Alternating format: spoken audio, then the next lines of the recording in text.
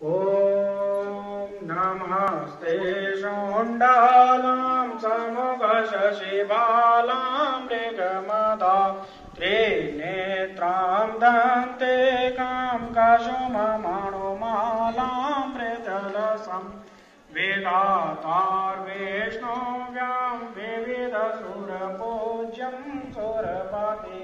गणाधीशामृते हरत मम कष्टं सुखकरा गणाधीशामृते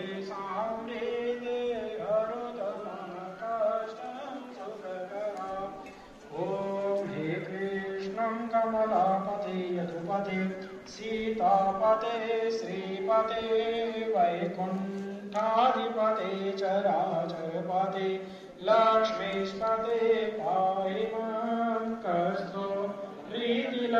ललाटचपटले वक्षस्थले कौस्तुभ्यां नासावर्णो करतले वेणुकरे कङ्कणं सर्वाङ्गे हरिचन्दनं सुललितं कण्ठे च मोक्तावले गोपा श्रीपरमेष्ठते विजयते गोपाल चोडा